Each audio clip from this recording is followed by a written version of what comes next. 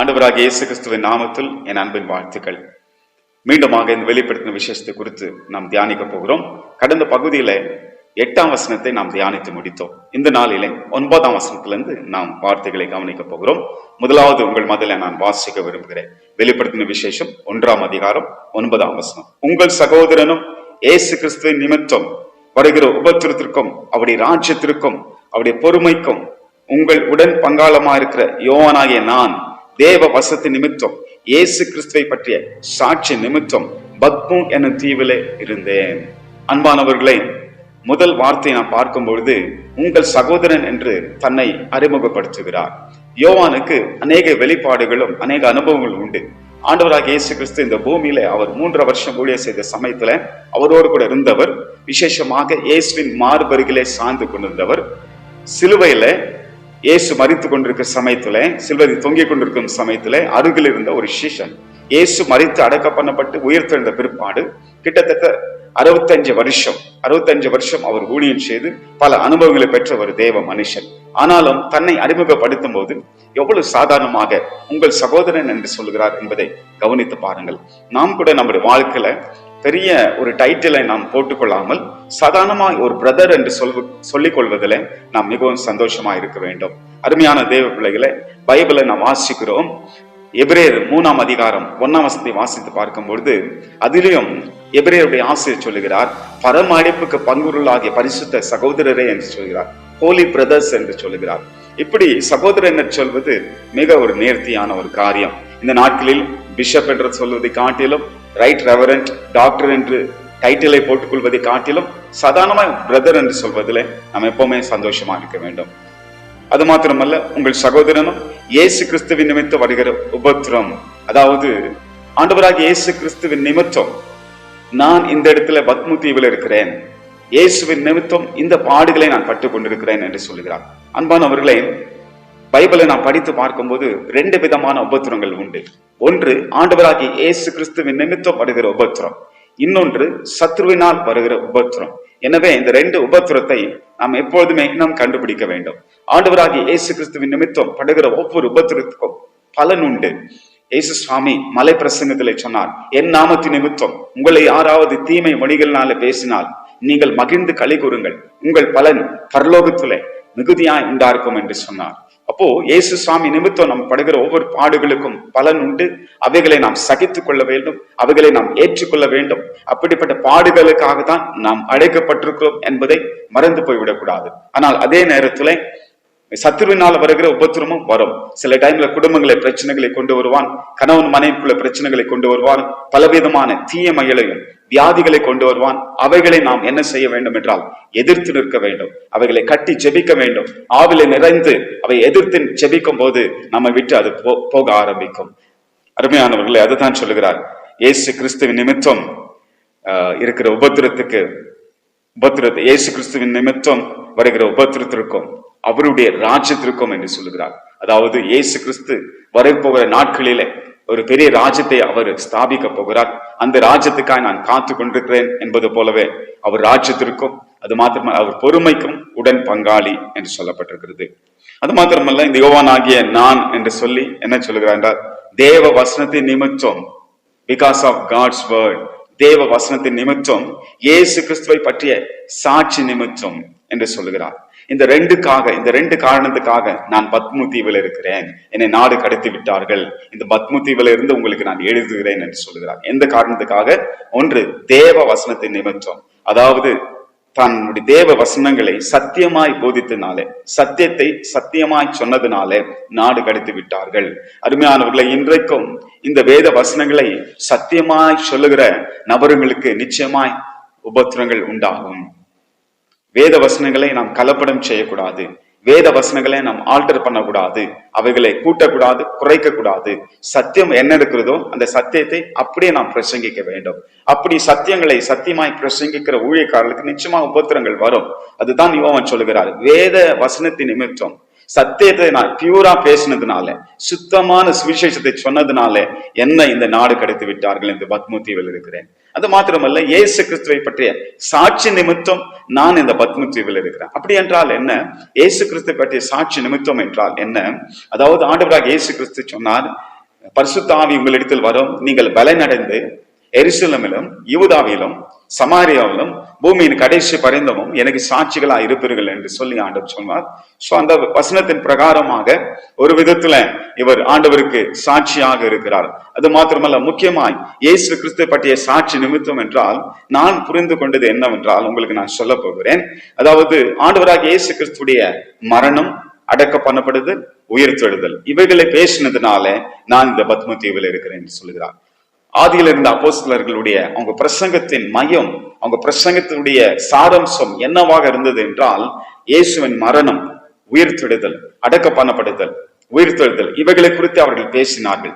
நியாய தீர்ப்பை குறித்தும், இச்சை அடக்கத்தை குறித்தும், இனி வரப்போகிறதான இயேசுவின் வருகை குறித்தும் அவர்கள் பேசினார்கள். அதனால்தான் அவர்கள் பேசுகிற அந்த பிரசங்கத்துல, அந்த தேவனுடைய வார்த்தையில முதல் பிரசங்கம் பேதுரு பிரசங்கிக்கிறார், 3000 பேர் ரட்சிக்கப்படுகிறார்கள். நான் நினைக்கிறேன், சுத்தமான சுவிசேஷத்தை பிரசங்கித்ததுனால, அன்றைக்கு ஒரே பிரசங்கத்தினால 3000 பேர் ரட்சிக்கப்பட்டார்கள்.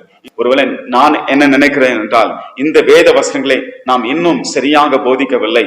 இந்த வேத வசனங்களோடு கூட நாம் கலப்படம் செய்கிறோம், ஏதோ சில காரியங்களை ஆல்டர் பண்ணுகிறோம், அல்லது வேத வசனத்தை சுத்தமாய் சொல்லாமல் அனுபவங்களையும் சாட்சிகளையும் அதிகமாய் மிகைப்படுத்தி அதை சொல்வதனால இதனுடைய சாரம்சம், அதாவது இந்த பைபிளுடைய சாரம்சம், அந்த பியூரா சொல்ல வேண்டிய காரியங்களை கலப்படம் இல்லாமல் சுத்தமாய் சொல்ல வேண்டும் காரியங்களை நாம் மறந்து விட்டபடினாலே இன்றைக்கு ஜனங்களுடைய ரட்சிப்பு மிக குறைவாக தான் இருக்கிறது என்று நான் நினைக்கிறேன்.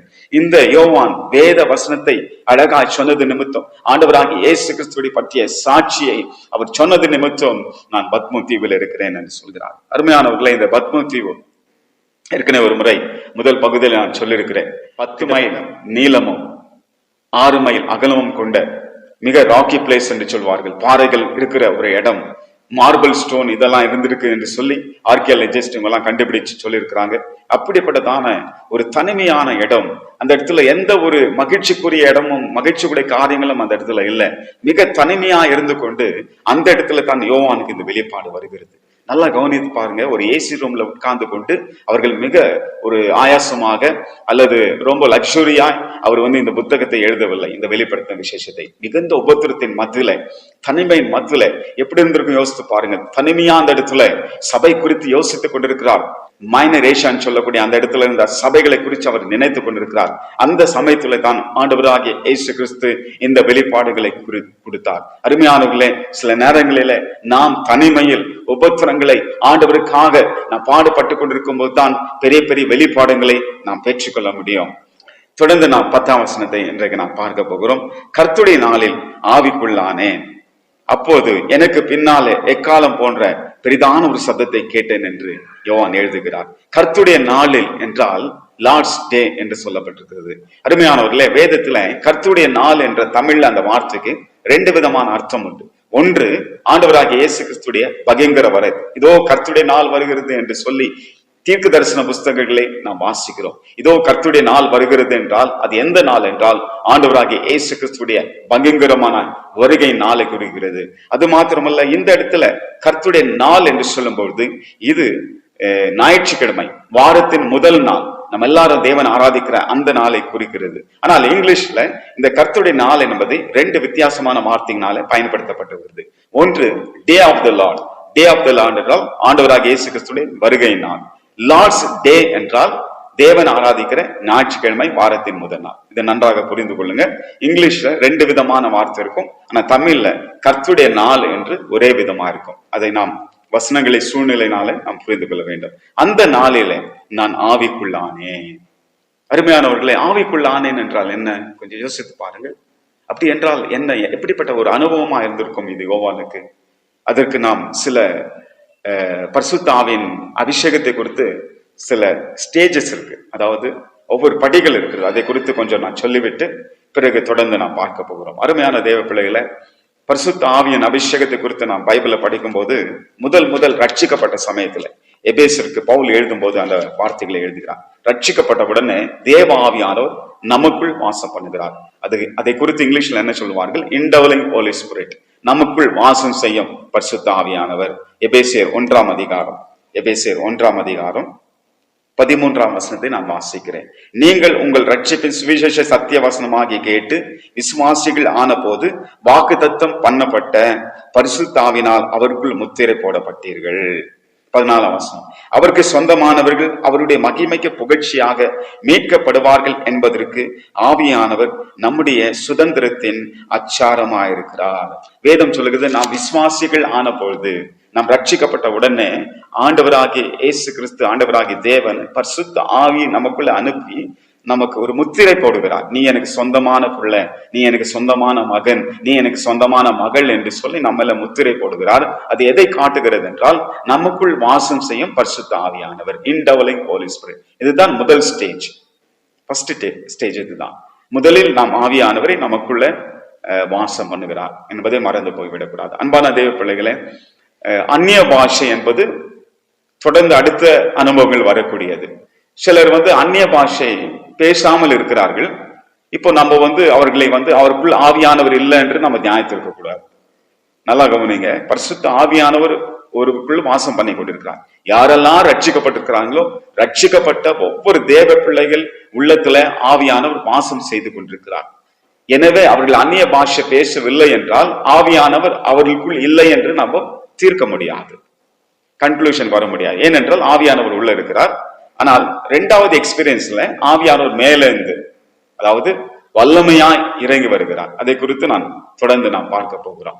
இப்போ முதல் காரியம் விசுவாசிகள் ஆன போது முத்திரை பெறுகிறோம், அதாவது தேவன் நமக்குள், ஆவியானவர் நமக்குள் வாசம் பண்ணுகிறார். இரண்டாவது பேப்டிசம் ஆஃப் ஹோலி ஸ்பிரிட், பரிசுத்த ஆவியின் ஞானஸ்நானம். இதை குறித்து ஆண்டவராகிய இயேசு கிறிஸ்து சுவிசேஷ புஸ்தகங்களில் அப்போஸ்தலர் நடபடிகள் 1 அதிகாரத்திலும் நாம் வாசித்து பார்க்கிறோம். இதோ சில நாட்களில நான் உங்களை அபிஷேகம் பண்ணுகிறேன், பிதாவின் வாக்குத்தத்தம் நிறைவேற நீங்கள் காத்திருங்கள் என்று சொல்லி ஆண்டவர் கட்டளையிட்டார். உங்களை அக்னினாலும் பரிசுத்த ஆவியினாலும் நான் ஞானஸ்நானம் கொடுக்க போகிறேன் சொன்னார். இதுதான் பேப்டிசம் ஆஃப் ஹோலி ஸ்பிரிட். அப்படி என்றால் இப்போ பேப்டிசம் என்றாலே மீனிங் என்னவென்றால் ஞானஸ்தானம் மூழ்கடிப்பது, அதாவது இம்மர்ஸ்ட் என்று சொல்வாங்க. இம்மர்ஸ்ட் என்றால் தண்ணீர்ல மூழ்கி எடுப்பது, முழுவதுமாய் தண்ணீர்ல முழுவதுமாய் மூழ்கி எடுப்பது. அதே போலதான் ஆவில கர்த்தர் நம்மை மூழ்கி எடுக்கிறார்.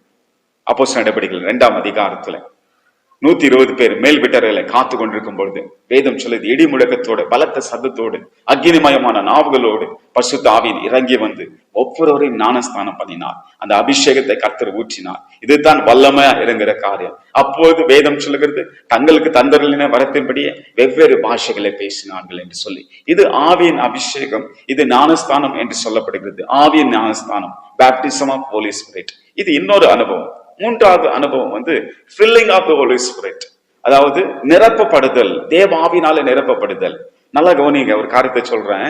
நீங்க ஆவியின் அபிஷேகத்தை பெற்று விட்டீங்க, அதோடு முடிஞ்சதில்ல, நீங்க டெய்லி நிரப்பப்படணும். டெய்லி நிரப்பப்படணும். எப்படி ஒரு போன், ஒரு செல்போன் டெய்லி சார்ஜ் போடுறோமோ, அதே போலவே ஒவ்வொரு நாளும் காலையில எழுந்து ஆவியினால நாம் நிரப்பப்படணும். ஏன்னா அந்த நாளில பிரச்சனைகள் இருக்கும், சோதனைகள் இருக்கும், அநேக சத்துரு கண்ணிகளை வைத்திருப்பான். அதெல்லாம் நாம் மேற்கொள்வதற்கு ஜபத்தின் மூலமாக தேவ ஆவியினால ஒவ்வொரு நாளும் நாம் நிரப்பப்பட வேண்டும். அப்போதுதான் நிரப்பப்பட ஆண்டவர் ஒரே விதமான பாஷைகளை கொடுப்பதில்லை. அந்நிய பாஷை குறித்து பார்க்கும்போது அநேக பாஷைகளை, புது புது பாஷைகளை ஏன் ஒவ்வொரு நாளும் ஆண்டவர் கொடுப்பார். அப்போ இது நிரப்பப்படுதல். பைபிள் அப்போஸ்தலர் நடபடிகளை வாசித்து பாருங்க. அப்போஸ்தலர்கள் அகைன் அண்ட் அகைன் மறுபடியும் நிரப்பப்பட்டார்கள். அதே போலதான் இந்த அனுபவம் இருக்கிறது. ஒவ்வொரு நாளும் நிரப்பப்படணும். ஒரே ஒரு அபிஷேகத்தை பெற்று அவ்வளவுதான் முடிஞ்சிச்சேன்னு சொல்லி நம்ம அப்படியே இருந்து விட முடியாது.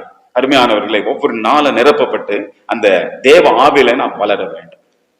சரி, அடுத்த ஒரு அனுபவம், 4வது அனுபவம் என்னவென்றால் leading of the holy spirit, ஆவிலே வழி நடத்தப்படுதல். ரோமருக்கு நிருபம் 8 அதிகாரம் 14 வசனம் சொல்லுகிறது, எவர்கள் தேவ ஆவியினால் நடத்தப்படுகிறார்களோ அவர்கள் தேவனுடைய புத்திரராக இருக்கிறார்கள் என்று வேதம் சொல்லுகிறது. அப்ப ஆவில நடத்தப்படுதல் என்ற ஒரு மேன்மையான ஒரு அனுபவம். அதாவது ஆவியானவர் நமக்குள்ள வரும்பொழுது நம்முடைய எண்ணங்களையும் நம்முடைய இதயங்களையும் அவர் ஆளுகை செய்வார். ஆட்கொண்டு என்ன நடத்துவார் என்றால், ஜெபிக்கும் போது சில நபர்களை சுட்டி காட்டுவார். இவங்களுக்காக செபி, இதோ இந்த பாரத்துக்காக செபி, இந்த காரியத்துக்காக செபி என்று நம்மை பாரப்படுத்துவார். அது மாத்திரமல்ல, ஊழியத்துக்காக புறப்பட்டு போகும்பொழுது இந்த வீட்டுக்கு போ, இந்த வீட்டுல எப்படி பிரச்சனை இருக்கிறது என்று சொல்லி ஆண்டவர் வழி நடத்துவார். அது மாத்திரமல்ல, பல காரியங்களில ஆவியானவர் வெறியும் ஜபத்திலும் ஆவிக்குரிய ஜீவித்துல மாத்திரமல்ல, நம்முடைய வாழ்க்கையின் ஒவ்வொரு அம்சங்களிலும் ஒருவேளை நீங்க வேலை செய்து கொண்டிருந்தா அந்த சமயத்துல ஆவியில நீங்க நடத்தப்பட முடியும். நீங்க வீட்டுல ஒரு ஹவுஸ் ஒய்ஃபா இருந்தா உங்களையும் ஆவியானவர் வழி நடத்த முடியும். அது மாத்திரம் நீங்க எந்த தொழிலை செய்து கொண்டாலும் அந்த தொழிலில நீங்க சிறப்பாய் வருவதற்கு ஆவியானவர் உங்களை வழி நடத்த முடியும். அப்போ ஆவியானவர் வழி நடத்துதல் எல்லா விதத்திலும் உண்டு. ஆவிக்குரிய ஜீவித்திலும் சரி, நம் வாழ்கிற ஒவ்வொரு வாழ்க்கையிலும் சரி, எல்லா விதத்திலும் ஆவியினால நடத்தப்படுது. இது 4வது அனுபவம், leading of the holy spirit. 5வது அனுபவம் தான் இந்த 10ஆம் வசனத்துல சொல்லப்பட்டிருக்கிறது. கர்த்தருடைய நாளில் ஆவிக்குள்ளானே. நான் நினைக்கிறேன் எல்லா அனுபவத்தை காட்டிலும் இது ரொம்ப மிக மிக மேன்மையான ஒரு அனுபவம், மிக ரேராய் நடக்கக்கூடிய அனுபவம். அநேகருக்கு இந்த அனுபவம் கிடைப்பது கிடையாது. தேவன் யாருக்கு விருப்பம் இருக்கிறதோ, அவருடைய திருச்சட்டத்தின்படி யாருக்கு இதை கொடுக்கிறாரோ அவர்களுக்கு தான் இந்த அனுபவத்தை நான் பெற்றுக்கொள்ள முடியும். அருமையானவர்களே, சம்டைம்ஸ் நமக்கு இந்த ஆசை இருக்கலாம், ஆண்டவரே நானும் ஆவிக்குள் ஆக வேண்டும். அதாவது ஆவிக்குள் ஆவது என்றால் நான் புரிந்து கொள்ளக்கூடிய காரியத்தை உங்களுக்கு நான் சொல்ல போகிறேன். அதாவது யோவானுடைய ஆவியை ஆண்டவர் எடுத்துக்கொண்டு பரலோகத்துக்கு சென்று அவர் காட்டுகிறதான சில காரியங்களை ஆண்டவர் ஆவியில வெளிப்படுத்தியிருக்கிறார். அப்போ சரீரம் பத்ம தீவில தான் இருக்குது. சரீரம் யோவானுடைய சரீரம் பத்ம தீவில தான் இருக்குது. ஆனா அவருடைய ஆவி எடுத்துக்கொள்ளப்பட்டு அந்த ஆவி பிரிந்து ஒரு நித்திரை போல ஆவி பிரிந்து அந்த பரலோகத்தின் காட்சிகளை காண ஆரம்பிக்கிறது. அந்த ஆவியில தான் ஆண்டவர் பேசி இதை எழுது என்று கர்த்தர் சொல்கிறார். அருமையானவர்களே, அப்போ இந்த அனுபவம் ஒரு மேலான அனுபவம். நான் நினைக்கிறேன் பவுலு கூட இந்த அனுபவம் இருந்திருக்கிறது. 2 கொரிந்தியர் 12ஆம் அதிகாரத்துல தன்னை பற்றி மறைமுகமாக அவர் சொல்லும் பொழுது, நான் 3ஆம் வானத்துக்கு எடுத்துக்கொள்ளப்பட்டு மனுஷர் அறியப்படாத பாஷைகளையும் தூதர் பாஷைகளை பேசுகிறதை நான் கேட்டேன் என்று சொல்லுகிறார். சோ நான் நினைக்கிறேன் இந்த அனுபவம் கூட ஆவில அவர் எடுத்துக்கொள்ளப்பட்டிருக்கிறதான ஒரு அனுபவமா இருந்துக்க முடியும். சோ அப்போ ஆவில நிரப்பப்படுதல், ஆவில ஞானஸ்தானப்படுதல், ஆவியார் நமக்குள்ள வாசம் பண்ணுதல், ஆவியான நடத்தப்படுதல், இதெல்லாம் காட்டிலும் ஆவிக்குள் ஆகுதல், I was in the spirit, இங்கிலீஷ்ல I was in the spirit அப்படின்னு சொல்லப்பட்டிருக்கிறது. ஆவிக்குள் ஆகுதல் என்று ஒரு மேன்மையான அனுபவம், ரொம்ப ரேராக நடக்கிற அனுபவம். இந்த அனுபவத்தான் யோவான் பெற்றார். அப்போ என்ன சொல்லுகிறது என்றால், அப்போது எனக்கு பின்னால எக்காலம் சத்தம் போன்ற ஒரு பெரிதான சத்தத்தை கேட்டேன். ஆண்டவர் பேசுகிறத அந்த சத்தத்தை இவர் எப்படி எக்ஸ்பிளைன் பண்றாரு பாருங்க. எக்காலம் சத்தம் போன்ற, நான் ஏற்கனவே முதல் பகுதியில் சொல்லியிருக்கிறேன், இந்த வெளிப்படுத்தின விசேஷம் முழுக்க முழுக்க சிம்பல்ஸ், சயின்ஸ், அதாவது அடையாளங்களால நிரப்பப்பட்டிருக்கிற ஒரு புத்தகம். இது போன்ற அது போன்ற என்ற வார்த்தைகள் பயன்படுத்தப்பட்டிருக்கும். இங்க தேவனுடைய சத்தத்தை யோவான் எப்படி கேட்கிறார் என்றால் எக்காலம் போன்ற சத்தம். அப்போ எக்காலம் என்பது பூமிக்குரியது, பூமியில நாம் பார்க்கக்கூடியது. ஆனால் தேவ சத்தம் என்பது ஆவிக்குரியது. அப்போ இவன் தேவ சத்தத்தை யோவான் இந்த தேவ சத்தத்தை எப்படி கேட்கிறார் என்றால், அவர் புரிஞ்சு கொள்ளக்கூடிய தன்மை உடையவரா இதுல எழுதுகிறார். என்ன சொல்கிறார், தேவனுடைய சத்தத்தை நான் கேட்டேன், அது எப்படி இருந்துச்சுன்னா எக்காலம் போன்றுதான் இருந்தது. அப்போ ஆண்டவர் பேச பேச பாருங்க, பைபிள்ல சொல்லுது எக்காலம் சத்தம் போன்ற பின்னாக ஒரு சத்தத்தை நான் கேட்டேன். 11ஆம் வசனத்துல அது நான் அல்பாவும் ஒமேகமா இருக்கிறேன் என்று சொல்லி ஆண்டவர் சத்தம் போட்டு பேசும்போது யோவானுக்கு அது ட்ரம்பட் ஊதுற மாதிரி, அது எக்காலம் ஊதுற மாதிரி அவர் காதுக்கு கேட்டிருக்கிறது. அந்த சத்தம் தெளிவாய் கேட்டது உண்மைதான். ஆனால் அவர் நமக்கு எக்ஸ்பிளைன் பண்ணும்போது அந்த சத்தம் எவ்வளவு முழக்கமா இருந்தது, எவ்வளவு பவர்ஃபுல்லா இருந்தது என்பதை சொல்லி காட்டுவதற்காக எக்காலத்தை பயன்படுத்துகிறார். எக்காலம் சத்தம் போன்ற, ட்ரம்பட் சத்தம் போன்ற இருந்தது அவருடைய சத்தம் என்று சொல்லுகிறார். அருமையான தேவ பிள்ளைகளை, இப்படிதான் ஒவ்வொரு சிம்பல் மூலமாக தேவனுடைய காரியங்களை நாம் புரிஞ்சு கொள்ள முடியும். வெளிப்படுத்தின விசேஷம் முத்திரை போட்ட புத்தகம் அல்ல. இன்றைக்கும் ஆண்டவர் தம்முடைய கிருபையால அதை வெளிப்படுத்தி நம்முடைய கையில கர்த்தர் கொடுத்திருக்கிறார். நாம் அதை கருத்தா தியானிக்கும் போது நிச்சயமாகவே நமக்கு ஆவியானவர் கற்றுக் கொடுப்பார். அன்பு தேவ பிள்ளைகளே, இந்த வசனத்தோடு கூட நான் முடித்துக் கொள்கிறேன். தொடர்ந்து 11ஆம் வசனத்துல ஆண்டவர் பேசுகிறது குறித்து நாம் பார்க்கிறோம். அதையே ஆண்டவர் சொல்லுகிறார், நான் ஆல்பாவும் ஒமேகாவுமா இருக்கிறேன், முந்தினவரும் பிந்தினமா இருக்கிறேன். நீ காண்கிறதை ஒரு புஸ்தகத்துல எழுதி என்ன சொல்லுகிறார், ஆசியாவில் இருக்கிற எபேசு, சிமிர்னா, பெர்கமோ, தியத்தீரா, ஷர்தை, பிலதெல்பியா, லவோதியக்கா என்னும் பட்டணங்கள் உள்ள 7 சபைகளுக்கு அனுப்பு என்று விளம்பினது. அந்த எக்கால சத்தம் போன்ற சத்தம் சொல்ல ஆரம்பித்தது, நான் அல்பா ஒமேகாவா இருக்கிறேன், முந்தினவரும் பிந்தினவருமா இருக்கிறேன். நீ காண்கிறதை ஒரு புஸ்தகத்தில் எழுது, ஆசியாவில் உள்ள 7 சபைகளுக்கு எழுது என்று சொல்லி அது விளம்பிற்றான். அது சொல்ல ஆரம்பித்தது.